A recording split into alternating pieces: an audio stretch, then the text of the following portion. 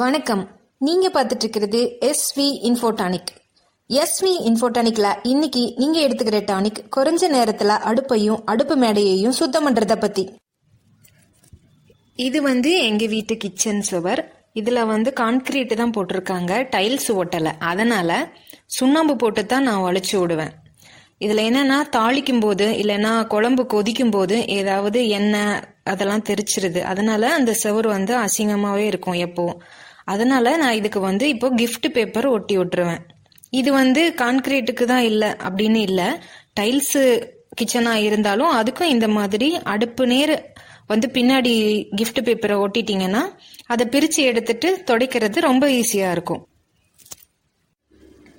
இப்போ நான் அந்த அடுப்புக்கு பின்னாடி எனக்கு எவ்வளோ ஹைட்டு தேவைப்பட்டுச்சோ அது வரைக்கும் அந்த கிஃப்ட் பேப்பரை ஒட்டிட்டேன். இப்போ பாருங்க, ஒட்டினதுக்கப்புறம் இந்த மாதிரி இருக்குது. இப்போ அடுப்பு அந்த பர்னர் இருக்கிற இடத்துல அலுமினியம் ஃபாயில் சீட்டை வச்சு எப்படி கவர் பண்ணலான்னு பார்க்கலாம். அதுக்கு நான் ஒரு பிளேட் எடுத்துக்கிட்டேன். அந்த பர்னர் சைஸ் அளவுக்கு நமக்கு எவ்வளோ தேவையோ அந்த அளவுக்கு சரியாக இருக்கிற மாதிரி அளவுக்காக ஒரு பிளேட் எடுத்துக்கிட்டேன். இந்த பிளேட்டு அளவுக்கு நம்ம ஃபாயில் ஷீட்டை கட் பண்ணால் கரெக்டாக இருக்கும். இப்போ நம்ம அளவுக்காக எடுத்த அந்த பிளேட்டை எடுத்து இந்த அலுமினியம் ஃபாயில் ஷீட்டு மேலே வச்சு அதனோட அளவுக்கு இந்த ஷீட்டை நம்ம கட் பண்ண போகிறோம். இப்போ அந்த நடுவில் கட் பண்ணுறதுக்கு என்ன பண்ணணும்னா, சென்டரில் ஒரு ஓட்டை போட்டுக்கணும். போட்டுட்டு அந்த ஓட்டையில் இருந்து அந்த பர்னரோட அச்சு வரைக்கும் அங்கங்கே சின்ன சின்னதாக கட் பண்ணி விட்டுறணும். கட் பண்ணிவிட்டு அதை உள்பக்கமாக மடித்து விட்டுறணும்.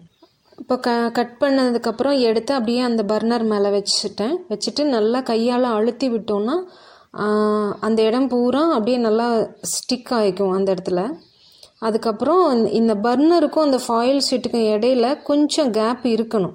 ரொம்ப பர்னர் மேலேயே ஒட்டிகிட்ருக்கிற மாதிரி இருக்கக்கூடாது.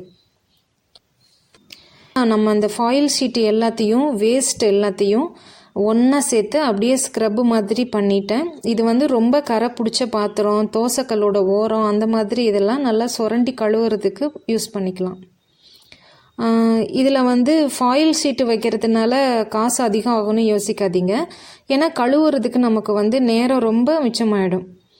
இதில் தண்ணி, சோப்பு, நமக்கு ஆகிற நேரம் இதெல்லாம் குறையும். அப்படி பார்த்தா நமக்கு கிஃப்ட் பேப்பரும் ஃபாயில் ஷீட்டும் அமௌண்ட் வைஸ் பார்த்தீங்கன்னா உங்களுக்கு அது பேலன்ஸ் ஆயிரும்.